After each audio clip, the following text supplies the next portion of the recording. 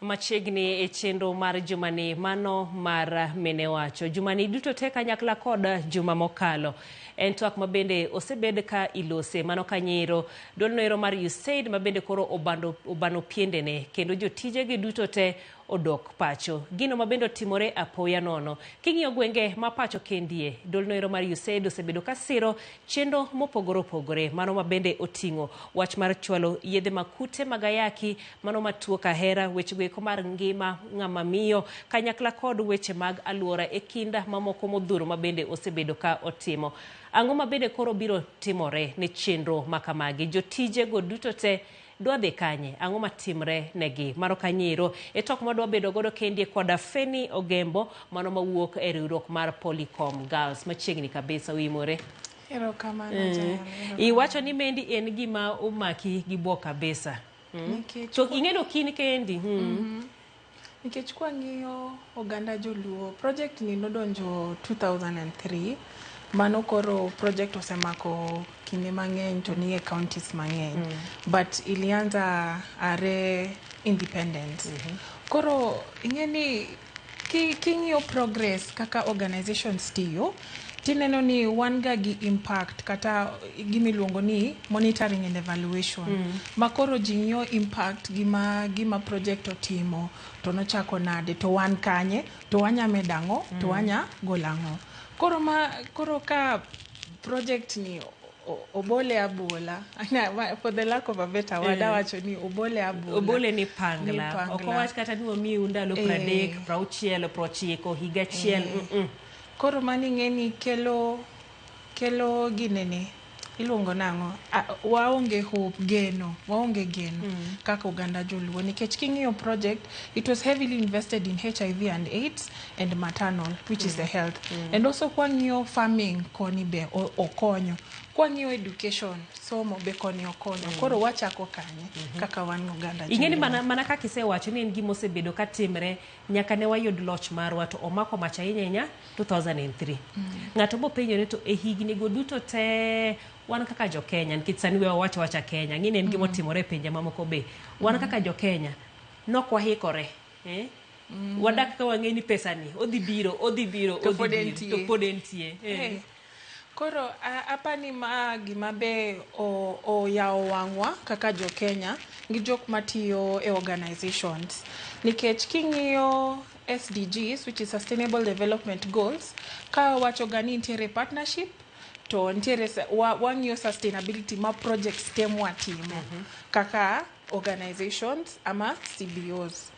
Koro king'iyo wach USAID no, iyudo ni kwa chako ng'iyo healthcare. How is our healthcare system currently? Iseneno ka ji goko ke social media ka giwacho ni SHA ok ti, NHIF bero se drop. Like, what is our fate? How well have we established our healthcare system mondo konywa ki wan mokwongo kapok wachako ng'iyo external factors kata jok ma nyakonyowa mondo wa strengthen our healthcare system. Kwa ng'iyo farming koni, this is a backbone. It is like roots wa mar jo Kenya te. How soon wanya sudo nade compared to one no kelo ginene products na most farming commodities for the farmers in 27 counties, and they were moving to more plus counties. So how are the farmers going to adapt? Kaka wang'iyo ka project koro it's dropped out. We can't, because farming and gimi ng'iyo gi progress. Ni kawuono nwaketo oganda, nwaketo bando, to otimo nadegi this particular manure. Nikech ing'eni Feni, ichako kiwacho ni ing'iyo ni to itimo monitor M&E evaluation ni tok project ni onyago lemo ochopo kanye. E gik ma otimo wach ni ka koro miwacho ni siro weche mag purgi. Oganda mopidhgi mokwongo ing'iyo gi ang'o momiyo gisiro weche mag pur. Mokwongo kuom ranyisi akeka magi gima ne gin. Ing'iyo ni mondo jopurgi gibed jogo eko mabende nyalo bedo gi yuto gi owuon giyud chiro mar uso mwandu gi. Nikech kong'iye ni koro jogi kino mak lwetgi mar pidho oganda ni ka giseyude ka gisekae to gidhi gitere chiro pesa ma giyudo ok duokne kata ka en USAID no gin ma gitiyo godo wuon manyiso ni gibende gino wuon no giketo chenro ma giritre godo koso koro king'iyo farmers themselves inya yudo ni sometimes farming products nyal bedo expensive mano to wacha dieri ambe asetemo pur matin lakini it is very expensive mondo koro farmers have an easier way koso ginya yudo yot kuom timo ukulima iyudo ni they are supported in terms of manure iyudo ni kata trainings mitero farmers be very important mondo a farmer akwe equipped king'iyo miwacho gani pure lony manyasani king'iyo wach health sector koni be it is the same. They train the healthcare sectors, they train the women. You find that mentorship be matimore ginene kwa hospitals be it's very important. Nikech king'iyo mine ma nigi nyithindo ama maternal mine mapek tiyudo niya nche imiyo gi net for free in the hospitals kata yedhe moko king'iyo nikech ncha andala December to ne wan gi ng'at ma yach e dalawa to ng'isa niya kadhi timiya yath nono imiya net manyien mondo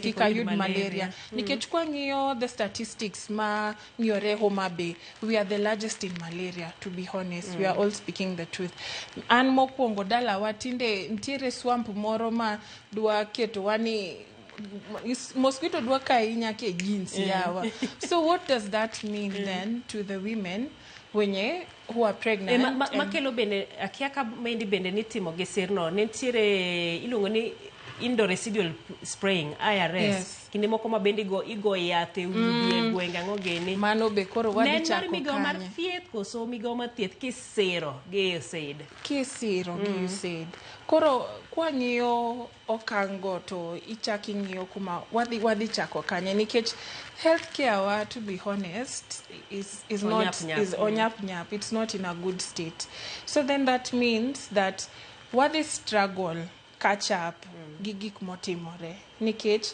kwang'iyo organizations gi support magin godo it is not that sustainable mabe moko be biro koro wanya jiwo our community first to strengthen themselves as a community and to help also the organizations manitie nikech one education is going to drop nikech ntiere nyithindo mane nie scholarship ma USAID mano ng'iyo ni koro steps mwatimo gi girl child mokwongo wadok zero wachako kendo of which king'iyo the percentage ma government miyo skunde it's just 50% ni dhi wuok kanye kwang'iyo weche gite koro I think strengthening community and looking for other alternative sustainable funding mawanya fund local organizations manya konyo weche manya konyo okang matin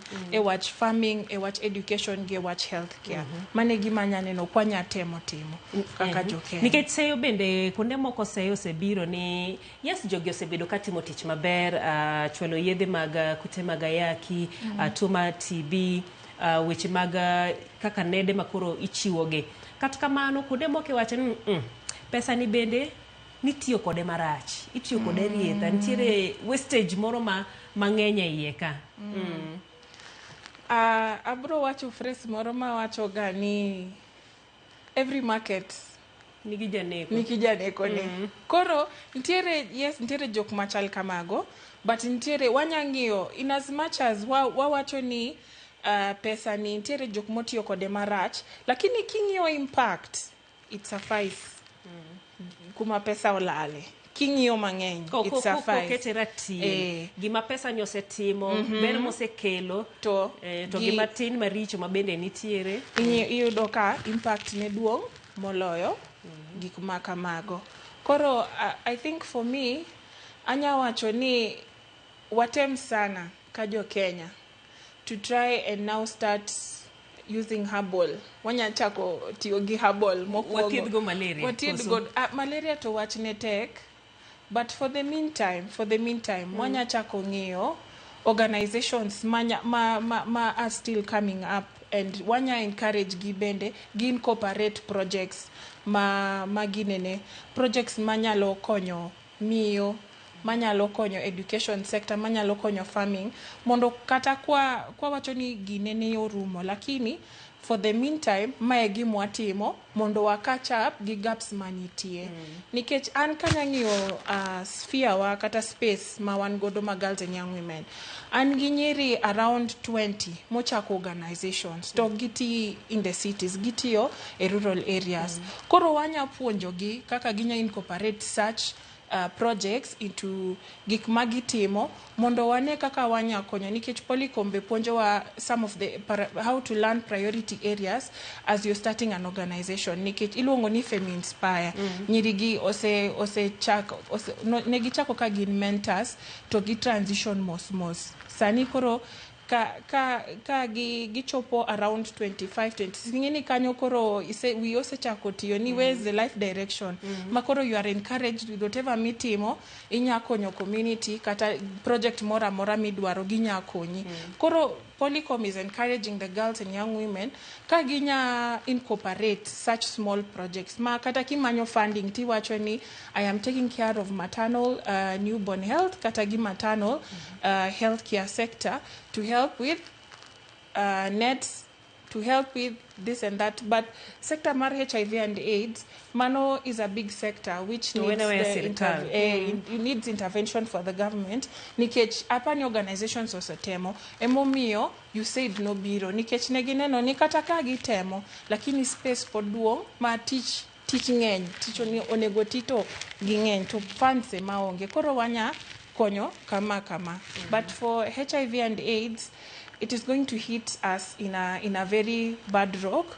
Nikech tulikuwa na improvements maonwa nene community, and G at least could stay for long years and they accepted themselves. Nikech yath magimono. Kori penjorini sani koro koko mwany.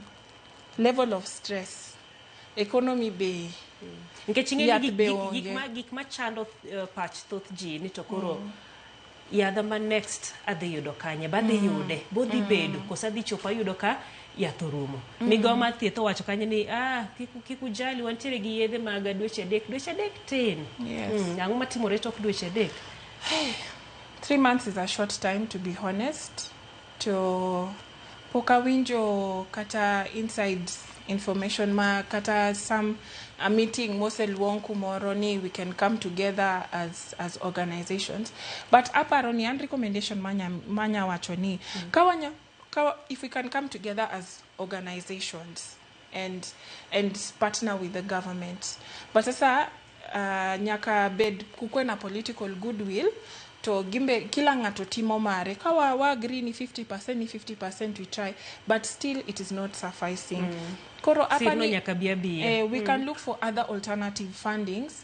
Mabe I know government has good relationships with other organizations ma nyakonyo agi funding ma wanya chako the whole process, but it can take time mondo pick up but wanya temo gimano for the meantime. Un kaka jok mantiere gi riwruok mabende isero waseneno gimotimore ne jomoko thothne owach ni LVCT Red Cross ang'o gene, lakini nitiere pesa ni chak chopo ne riwruoge moko matindo iye kae. Sir makamendi sama koro olalcha riwruoge gi te gidhi podho, nitiere kaka cheno mabende koro keti ni kaponi sir makama onge to nitiere kaka ritora. Nitiere kaka riwruogno ritore nyalo dhi nyime gi tijene koso ena 90% kata 99 donor funding. 99. Anya wachoni 99. Working in the NGO space for now 5 years, 99 donor funding comes from either abroad, local funding, maybe I would say 4% local funding. But gimamorania ni we do not only have funding from one country. Ntiere jok moko ma from other countries mabe miyowaga funding. Koro inya yudo ni ka fanda moro olal to nomako kama duong' dhi hinyo organization kama duong'. Lakini ka donor ni ne mako maybe these small projects ma come up, the effect might not be felt that much, but still there will be an effect. So ntiere jok manigi funding, yes, ma ya organizations moko manya konyo loso this other projects, manya konyo dhi mbele gi projects moko go, lakini seche moko it's not sustainable nikech inya yudo project run for 6 months, project moro 1 year, project moro 2 years. Koro depending on maka wigni moko mabende chalo contract. Yes. Koro depending gi donor mokelo pesa, itimo project according to gima donor owacho emetimo.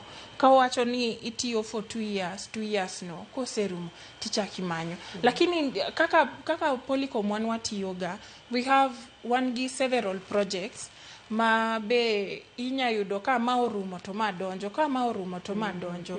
To sometimes inya yudo ka be onge, but projects are still running pod dhi nyime. So it's not just one donor, but seche moko be ntiere ga donors moko matimo, but ka in gi donor momako kama duong' tidhi nyori kama duong'.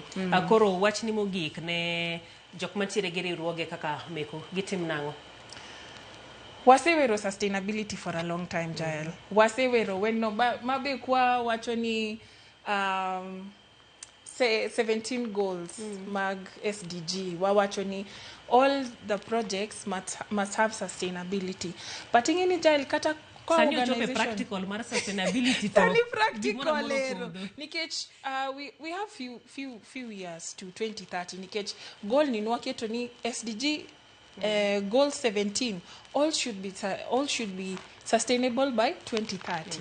Wadongi robiro kwa ngiyo projects te ma wan godo, mane ma wanya wacho ni ama to chung kare kende to wamor ni ma tich mwatiyo to koro wanya we project no wadonjgi ma manyiso nango odogo ranga ni to sustainability ni enango sustainability enango to wanya timo okang' mane, ntiere okang' manwa timo botiyo no koti to kara wachak kanye mondo wadhi mbele gi 1 2 3 mondo wa achieve sustainability.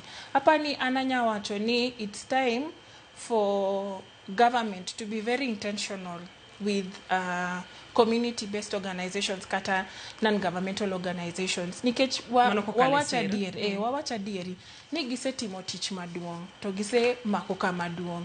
But sasa koro sani, it is now time also for the government bodonje hiye owachni wanya konyo 1 2 3 gikoni mondo wambe wabede sustainable kiwan kaka government. Erokamano ahinya mano kanyero Feni Ogembo mar Polycom Girls mabende watwak godo e sirne riwruoge ahinya kaluwore kod manero mabende koro USAID ogolo ne tijene duto te mabende otimo pacho kendi. Sani koro ji dhi chomo kanye kata chenro go eko ang'o mabende dhi timore. Erokamano ahinya Feni kuom bedo kodwa. Mane ma ntiere godo e chenro ni mar mene wacho. Kik idhi mabor pod waduogo gi weche manyien mamoko.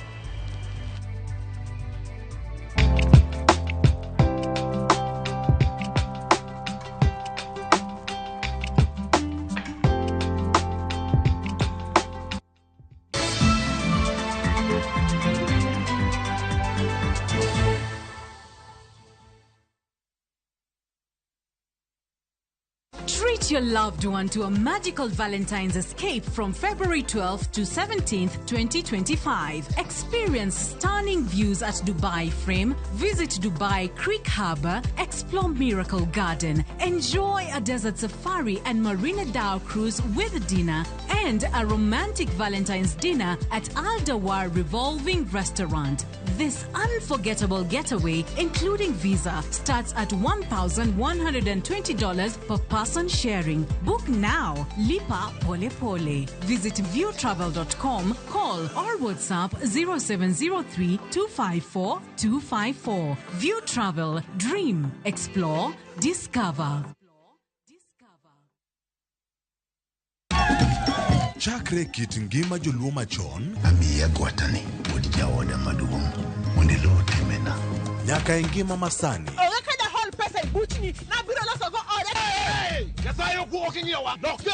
Wakelo ni sinema manyiso kit ngima ji.